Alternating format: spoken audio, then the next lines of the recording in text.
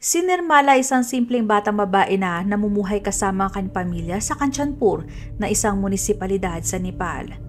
Ang kanilang ina ay si Durga Devi na mag-isa nagpalaki sa kanyang 3 anak na babae na si Manisha, Saraswati at Nirmala. Hindi sila marangya at mahirap ang kanilang buhay. Maaga silang gumigising tuwing umaga. Tinutulungan ng mga bata sa gawaing bahay ang kanilang ina at pagkatapos ay tumutulong din sila sa maliit nilang panipuri stall. Habang wala pang mga customer, sinisingit nila ang paggawa ng kanilang mga assignments at nagbibiruan. Pinapahalaga nila kung anong meron sila at higit sa lahat, meron silang pagmamahalan sa isa't isa. Si Nirmala hindi katulad ng karamihan ng mga 13 years old na bata. Tahimik siya, malalim mag-isip at mas matured kaysa sa kanyang edad.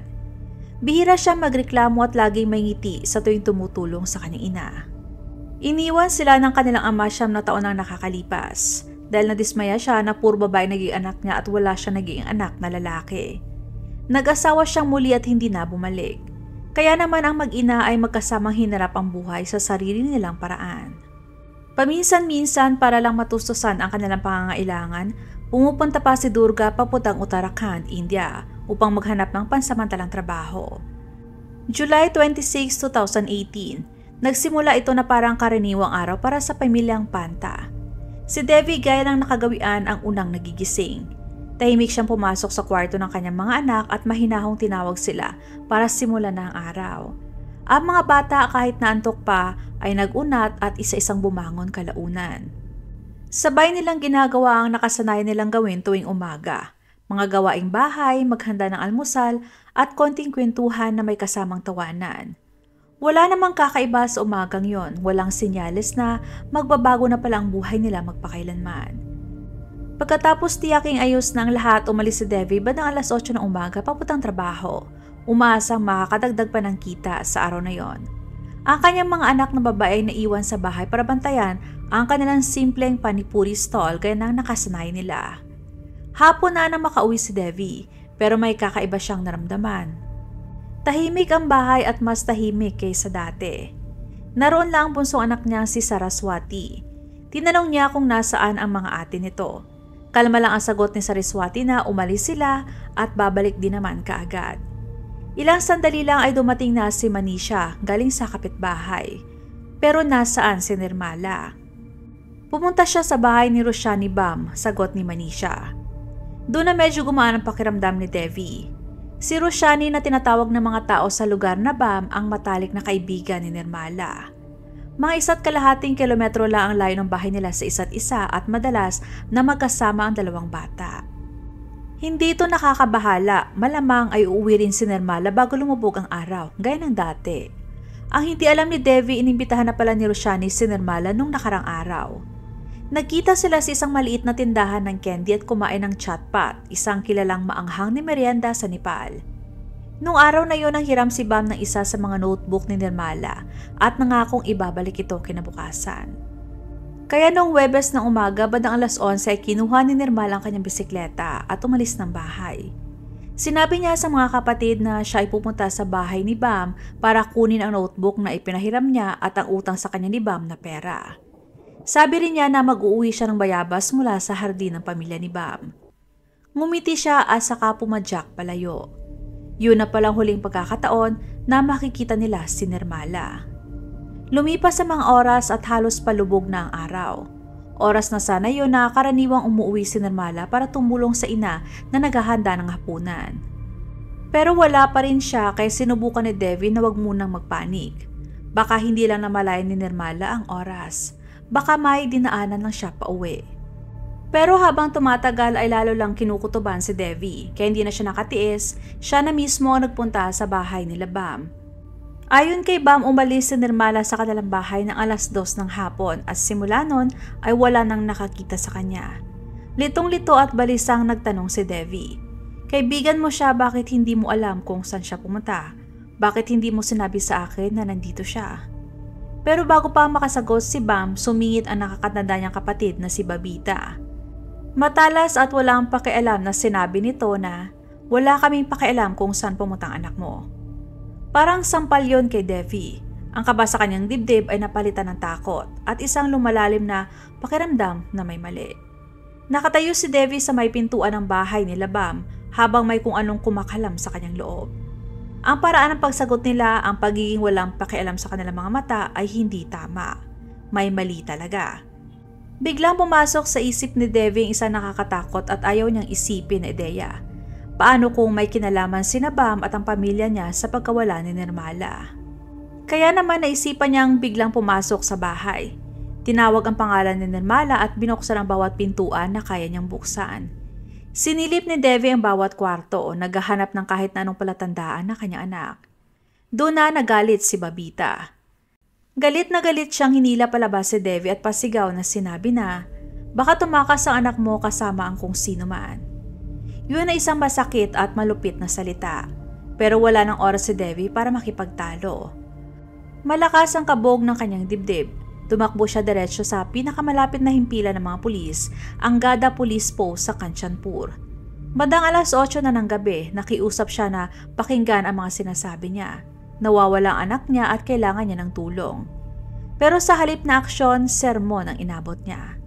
Sinabihan siya ng mga pulis na hindi pa pwedeng sabihin na nawawala ang tao hanggat hindi pa lumilipas ang 24 hours. Pinabalik na lang siya kinabukasan kaya umalis siya na wala man lang natanggap na tulong. Sa labas, lumapit siya sa mga kapitbahay, umaasa at desperado para sa suporta. Mabilis na kumalat ang balita at sa loob ng isang oras, 6 o 7 taga roon ang sumama kay Devi. Hawak ang flashlight at mga pamalo. Hinalughog nila ang mga kalapit na bukirin at iskilita. Naghahanap hanggang 10 oras ng gabi. Pero wala pa ring bakas ni Nirmala. Samantalang bumalik naman si Devi sa himpilan ng mga pulis at naupo roon hanggang alas 2 ng madaling araw. Umaasa na may magbabago ang isip at tutulong, pero wala nangyari. Pagsapit ng umaga, July 27, kumalat ang balita sa buong baryo. Mas marami pang taong sumali sa paghahanap at nang sa wakas ay tinanggap na ng mga pulis ang ulat ng nawawalang tao. Nagpadala rin sila ng mga opisyal. Bandang 8:30 ng umaga, may isang lalaki na sa edad 40s ang nakapansin sa may pangpang ng ilog na malapit sa taniman na isang bisikleta. Kamukha ito ng bisikleta ni Nirmala. Sa tabi nito ay nagkalat ang ilang notebook sa basang lupa. Pero nakakapagtaka, tuyo at malinis sa mga notebook na parang hindi malang nabasa ng ulan na bumuhos buong gabi. Parang may mali. Makalipas ang halos 1 oras, isang lalaki na nagngangalang Deepak Negi ang nakatagpo ng bagay na ayaw sana makita ni Numan. Isang bangkay ang nakita niya sa taniman ng tubo, malapit sa lugar kung saan natagpuan ang bisikleta sa may hangganan ng Wards 2 at 18. Kita sa katawan ang malinaw na palatandaan ng karahasan. Pagdating ng mga pulis ay huli ng lahat. Mabilis na kumalat ang balita. Daang-daang taga roon ang madaling pumunta sa lugar at may mga kumuha ng litrato na ibinahagi ang imahe sa online. Nasira na ang crime scene bago pa man dumating ang mga pulis. Kinumpirma ng paunang imbestigasyon ang pinakamasaklap. Si Nirmala ay ginahasa. May natagpo ang DNA ng ibang tao sa kanyang katawan. Siya ay pisikal na inabuso at sinakal hanggang sa mamatay. Pero kahit na may ebidensya na wala pa ring maibigay na sagot sa pamilya, walang update at walang pakita ng pagmamadali. 4 na araw na lumipas bago dumating sa Kanchanpur ang isang team mula sa Criminal Investigation Bureau. Pinangungunahan ito ni Deputy Superintendent ng Pulis, Angkor GC. Pero sa mga oras na yon, ramdam na ng lahat na huli na ang lahat. Ang paraan ng paghawak ng mga lokal na mga pulis sa kaso ay nagdulot ng maraming seryosong katanungan. Nang matagpuan ang bangkay ni Nirmala, inabot pa na mahigit 30 minutes bago dumating ang mga pulis kahit na ilang minuto na ang layo nila sa lugar. Hindi man lang isinara ang crime scene. Ang mga mahalagang ebidensya ay naiwang nakatiwangwang, naapakan at nahawakan. May isang video na kumalat sa social media na nagpapakita ng isang babaeng pulis na naguhugas ng damit ni Nirmala na basang-basa ng dugo. Isang kilos na pinaniniwalaan ng marami na pagsira sa ebidensya. At sa halip na gamitin ng mga pulis para imbestigahan ang mga posibleng suspect, iniulat na mas marami pang mga pulis ang ipinadala para bantayan ang pamilya ni Bam. Noong July 29, 2 araw matapos natagpuan ang bangkay ni Nirmala, dinala ang kanyang mga labi sa Mahakali Zonal Hospital. Ibinigay ng mga otoridad ang katawan pabalik sa pamilya pero tumanggi silang tanggapin ito. Hindi raw nila ito tatanggapin hanggat hindi pa nahuhuli ang pumatay sa kanya. Pero dahil sa lumalaking pressure, pinilit ng District Administration Office na ituloy ang proseso. Pinakausapan nila ang ama ni Nirmala na si Yagya Raj na noon ay hiwalay na sa pamilya, na isagawa ang cremation kahit na may matinding pagtutol mula sa komunidad at lalo mula sa mismong ina ni Nirmala. Nang hindi umubra ang pakiusap ay sinasabing gumamit sila ng ibang paraan.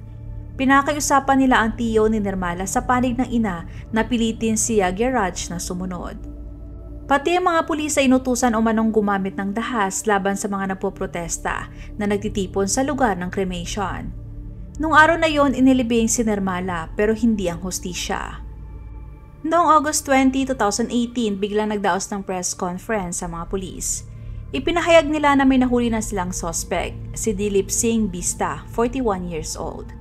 Ayon sa mga pulis, umamin daw si Bista sa pagpatay. Pero halos agad namang nagsimula magduda ang publiko sa anunsyo dahil kilala siya ng mga taga-roon at alam nilang may kapansanan siya sa pag-iisip. Kaya maraming naniniwala na hindi niya kayang gawin ang ganong kalupit na krimen. Pakiramdam ng mga tao, minadali ang pag-aresto at higit sa lahat parang tinatakpan lang ang totoong nangyari. Mabilis kumalat ang mga usap-usapan. Ginawa lang ba siyang panakipsala o may pinoprotektahan bang tao? Habang ang pagdududa ay naging galit, nagsimula magtipon ng mga tao para magprotesta. Hinimok ng mga tao ang pangalan ni SP Dilip Raj Bista, ang mataas na opisyal na namumuno sa investigasyon, at inakusahan siyang pinoprotektahan ang tunay na salarin. Di nagtagal ay dumating na ang kumpirmasyon. Hindi magkatugma ang DNA ni Bista sa nakuha mula sa katawan ni Nirmala, kaya siya ay pinalaya. Nagtipon ang mga nagpoprotesta sa kalsada ng Bhimdata Nagar at humihingi sila ng paliwanag. Gusto nila ng tunay na aksyon, hindi press conference at hindi mga taong ginawa lang para panakip butas. Pero nagpaputok ng baril ang mga pulis sa mga tao at hindi bababa sa 10 katao ang nasugatan. Kinabukasan August 24 muli nagkaroon ng protesta. Muli na namang gumanti ang mga pulis sa pamamagitan ng pagpaputok ng baril. At sa pagkakataong yon ay tinamaan si Sunny Kuna, 14 years old mula sa Bhimdata Municipality. Sumali siya sa protesta sa labas ng District Administration Office, ngunit hindi na siya nakauwi dahil siya ay namatay. Binago na kanyang pagkamatay ang buong damdamin ng mga tao. Si Sunny ay hindi basta-basta nagpoprotesta, isa siyang bata, kaya doon na pumutok ang galit ng publiko. Nagsimula nang sabihin ng mga tao ang matagal na nilang hinala. Baka pinapatagal ng mga pulis ang proseso dahil alam nila kung sino talaga ang may sala at may pinoprotektahan silang malapit sa kanila. Humarap ang mga galit na tao sa alkalde ng Bhimdata Nagar at pati ang kanyang bahay ay inatake. Inakusahan siya ng pananahimik habang may batang pinatay at isa pang namatay habang nagpoprotesta para sa hustisya. Pero kahit ganun pa man ay wala pa ring naaresto. Kaya naman mismo mga tao na nagsimula mag-ugnay-ugnay ng mga pangyayari. Pinagtuunan nila ng pansin kung saan huling pumunta si Nirmala bago siya nawala sa bahay ng magkapatid na Bam. Ayon sa mga taga-roon, sina Roshani Bam at ang kapatid niyang si Babita ay nakatira roon ng mag-isa habang ang kanilang mga magulang ay nasa Darchula. At may mga usap-usapan na si Babita ayon sa mga kwento ay may kasaysayan ng magulong relasyon. 2 beses pa raw siyang tumakas kasama ang parehong lalaki. May ilan din nagsabi na may 2 lalaki na madalas bumibisita sa bahay ng mga Bam. Dito na nagsimula maglabasan ang mga hinala ng publiko na tumuturo sa 2 tinatawag na VIP.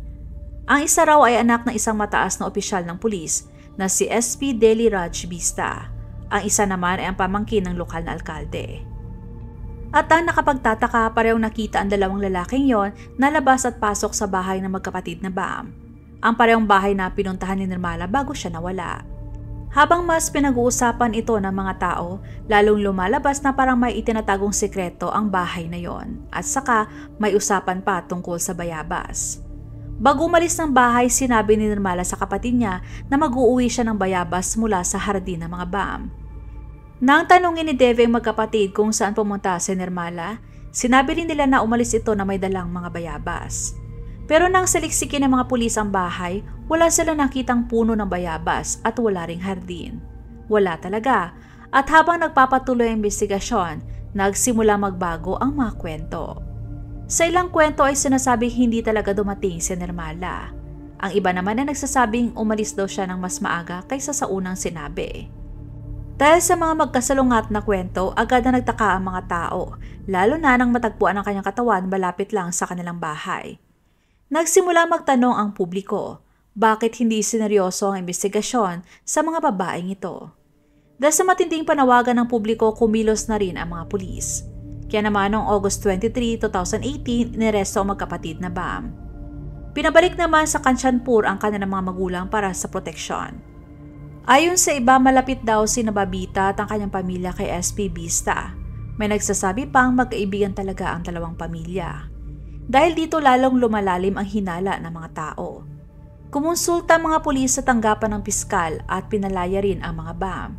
Pagkatapos, lumabas ang magkapatid sa isang press conference at itinanggi ang anumang kaugnay nila sa kaso. Sinabi nila na hindi tama na sila ang pinupuntirya. Mga bata pa raw sila at nawalan sila ng kaibigan, hindi sila ang mga sospek sa krimen. Pero para sa maraming nanonood, may mali pa rin. Pagdating ng September 17, 2018, nagbigay ng pahayag ang Prime Minister ng Nepal na si KP Sharma Oli.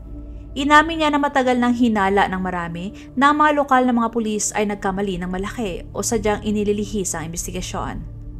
Ayon sa kanya, paikot-ikot lang daw ang ginagawa ng mga pulis habang may isang pamilya naghihintay ng hustisya. Siyam na opisyal ng mga pulis ang inimbestigahan tungkol sa naging papel nila sa investigasyon.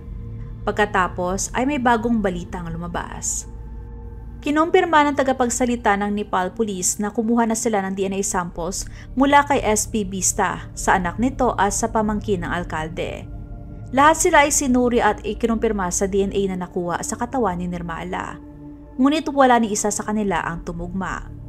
Pero sa puntong ito, sino pa bang basta nalang maniniwala sa anunsyong yon? Sa internet, maraming netizens ang nagpahayag ng duda sa kung paano hinawakan ang kaso. At hindi nagtagal, napatunayan ang kanilang mga pangamba. Isang balita mula sa National Human Rights Commission ang nagsiwalat ng malalaking pagkukulang sa paraan ng pagkuha ng pagsusuri ng DNA. Ang swab ay kinuha lamang mula sa 3 panlabas na bahagi. Kwinestyon din ng balita ang mga pamaraang ginamit sa pagsusuri at pati ang pahayag ng laboratory na may natagpuang similya sa katawan. Hindi pumayag si Devi na ina Nirmala na manahimik lamang. Sa tulong ng iba, bumiyahe siya ng 35 hours sakay ng bus papuntang Kathmandu at determinado siyang dalhin mismo sa pambansang gobyerno ang kaso ng kanyang anak. Lumipas ang ilang buwan at pagdating ng December 2018, isang bagong balita ang ikinagulat ng publiko. Ayon sa mga pulis, inaresto nila isang kapitbahay ng pamilya Panta at isang panlalaki mula sa Kanchanpur. Pareho silang inimbestigahan at ayon sa mga pulis, umamin daw ang dalawang lalaki. Pero nang bumalik ang resulta ng DNA test, hindi ito tumugma. Muli na namang nauwi sa wala ang kanilang pag-amin. Inakusahan ng mga mga pulis na piresahan na papaimpluwensya gamit ang pagpapahirap sa ibang tao para sabihing may nangyaring progress sa kaso. Noong buwang ding yon sa tulong ng mga civil activists, nagsampa si Devi ng FIR laban sa 8 opisyal ng mga pulis na inakusahan niya ng pagsira sa mga ebidensya.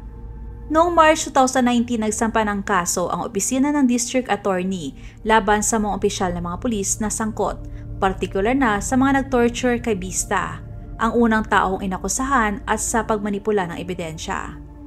Kahit na pinawi ni Devi ang FIR o First Information Report, 6 sa 8 mga pulis ang inaresto. Sumuko si SP Delhi Raj Bista at pinalaya sa piyansang kulang-kulang 1 million sa peso. Si DSP Angor GC naman ay kusa ring sumuko at nakalaya sa pamamagitan ng pagpiyansa na may halagang 500,000 sa peso. Noong July 2020, lahat ng 8 mga pulis ay napawalang sala. Hanggang ngayon ay wala pa rin ni isang taong naparusahan para sa pag-rape at pagpatay kay Nirmala. Maraming tao ang umamin pero wala ni isa sa kanila ang tumugma sa DNA. Isa-isang pinalaya ang mga sospek at unti-unting nawala sa isipan ng publiko ang kaso. Magpahanggang ngayon ang kwento ni Nirmala ay kilala bilang isa sa pinakamalaking kabiguan ng hustisya sa Nepal. Ngunit para sa pamilya ni Nirmala, hindi pa tapos ang laban.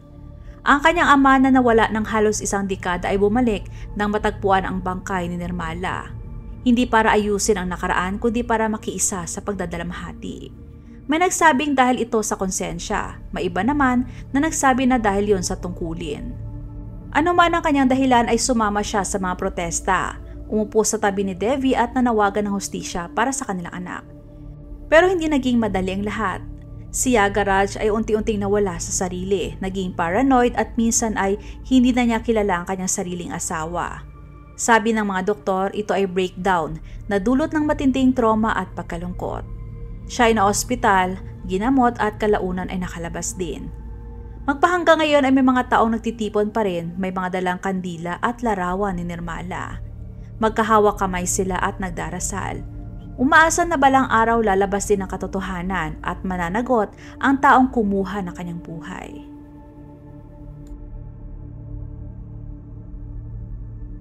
Please support po my second channel na Usaping Krimen. Salitan ang pag-upload ko sa kada channel kaya kung gusto niyo na makapanood ng crime story araw-araw, maaari lamang po na i-check ang bawat channel para sa mga panibagong videos. Maraming salamat!